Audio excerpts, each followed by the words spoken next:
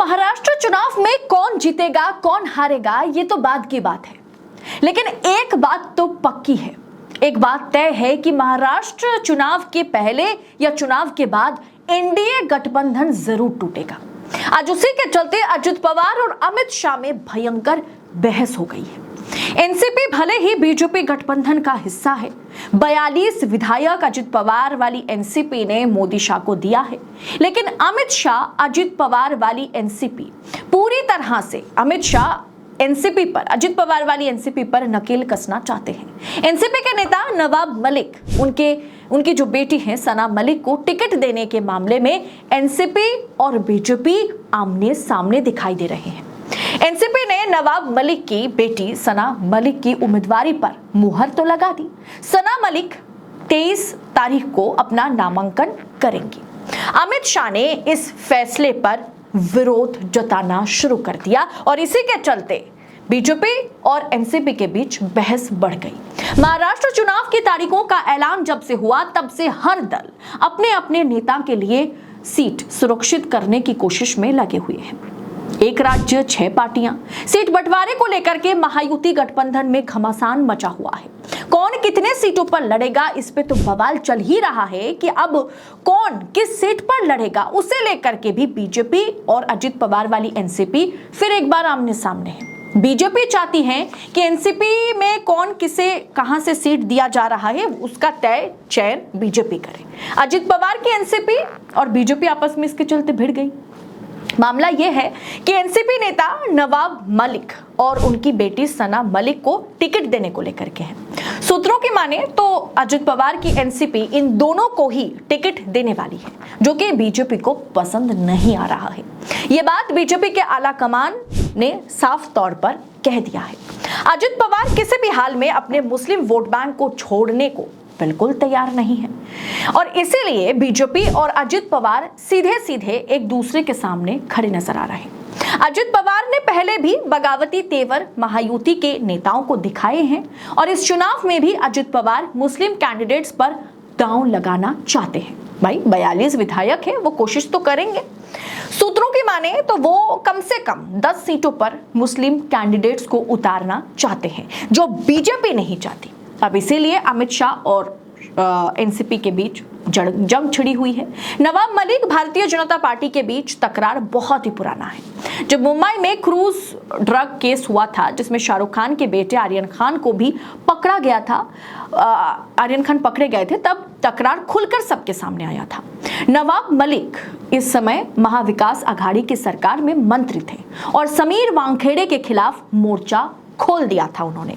नवाब मलिक ने 2 अक्टूबर को छापेमारी के बाद आर्यन खान और अन्य आरोपियों को मुंबई में एनसीबी कार्यालय तक ले जाने वाले व्यक्तियों के बारे में सवाल उठाए थे और इस बार समीर वानखेड़े खुद चुनाव लड़ने वाले हैं। मलिक द्वारा बताए गए व्यक्तियों में से एक मनीष भानुशाली पूर्व भाजपा पदाधिकारी था। नवाब मलिक ने सबसे पहले प्रेस कॉन्फ्रेंस कर उस ड्रग रेड को फर्जी बताया था, रेड को वसूली करने का जरिया भी बताया था और सीधा सीधा बीजेपी सरकार पर सवाल उठाया था। इसी के बाद समीर वानखेड़े पर सीबीआई ने 25 करोड़ का एक्सटॉर्शन वसूलने का मामला दर्ज कर दिया था।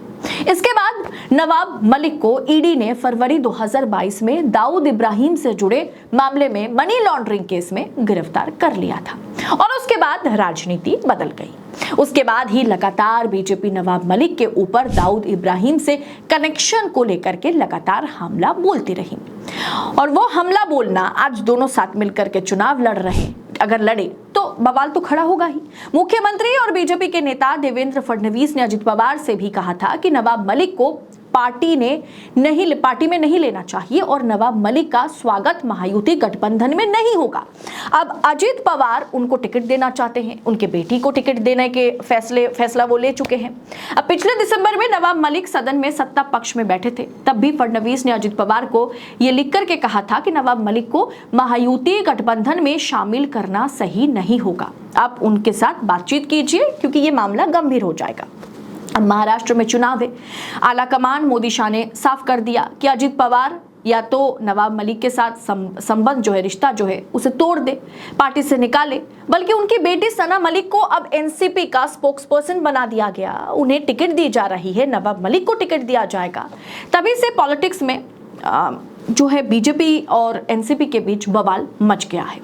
एनसीपी अजित पवार अब किसी भी सूरत पे अमित शाह के आगे नवाब मलिक या उनकी बेटी सना मलिक को लेकर के घुटने टेकने को राजी नहीं है, और वहीं पर शिवाजी नगर से उन्हें टिकट दी जा सकती है, ये बातें चल रही हैं। और वहीं अमित शाह ने साफ कर दिया कि हम तो बीजेपी जो है वो नवाब मलिक या उनकी बेटी सना मलिक को अगर एनसीपी टिकट देती है तो फिर इसके कॉन्सिक्वेंसेस जो होंगे वो एनसीपी को, अजित पवार को उठाने होंगे।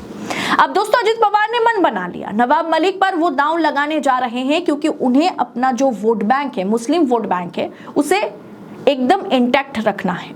उसके लिए सना मलिक, उसके लिए नवाब मलिक दोनों बहुत ही महत्वपूर्ण उम्मीदवार हैं अजित पवार वाली एनसीपी के लिए। अब ऐसे में अजित पवार अगर इन दोनों को छांट देते हैं, साइड कर देते हैं, जो बीजेपी का बात सुनकर अगर वो ऐसे करते हैं, अमित शाह की बात को मानकर अगर वो ऐसे करते हैं, तो वो अपने वोट बैंक खो देंगे।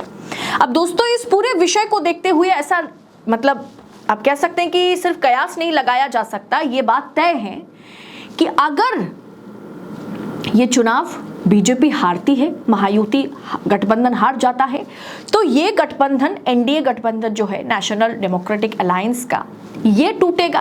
अगर बीजेपी की सरकार बनती है तो भी अजित पवार को बाहर का रास्ता दिखाया जाएगा, क्योंकि अजित पवार को लेकर के आरएसएस बीजेपी पर भयंकर दबाव बना रही है कि अजित पवार को बाहर का रास्ता दिखाया जाए। अब ऐसे में मुस्लिम वोट बैंक को साधने के लिए अजित पवार जो है, जिनके पास 42 विधायक है, वो अमित शाह के आगे घुटने टेकने वाले नहीं हैं।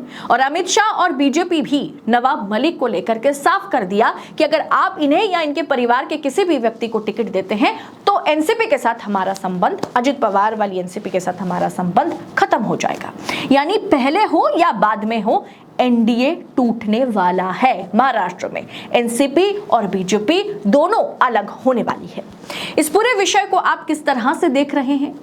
दोस्तों, गोदी मीडिया पर आपको महाविकास अघाड़ी गठबंधन में जितनी पार्टियां हैं, यानी उद्धव ठाकरे वाली शिवसेना, शरद पवार वाली एनसीपी और कांग्रेस को लेकर के क्या हलचल तेज है, क्या बवाल मचा हुआ है, वो खबरें आप तक पहुंचाई जा रही है। लेकिन बीजेपी गठबंधन में क्या कुछ चल रहा है उस पर पर्दा डालने की कोशिश की जा रही है। लेकिन अंदर खाने की खबरें देशनीति आपके लिए कुरेद कर लाता है। इसीलिए इस पूरे विषय को आप किस अंदाज में देख रहे हैं? कि आपको भी लगता है कि ये एनडीए ज्यादा समय तक चल नहीं सकता? महाराष्ट्र चुनाव से पहले या चुनाव के तुरंत बाद या सरकार बनते ही, चाहे किसी की भी बने, ये गठबंधन टूटेगा। अगर इस विषय के साथ आप इत्तेफाक रखते हैं तो वीडियो को लाइक करें, शेयर करें, कमेंट बॉक्स में अपनी राय हमारे साथ साझा करें। फिलहाल इस रिपोर्ट में इतना ही। राजनीति और राजनेताओं से जुड़ी तमाम खबरों को पड़ताल के साथ पाने के लिए, एनालिसिस के साथ पाने के लिए देशनीति के साथ बने रहें। बहुत बहुत शुक्रिया आपका। जय हिंद, जय भारत।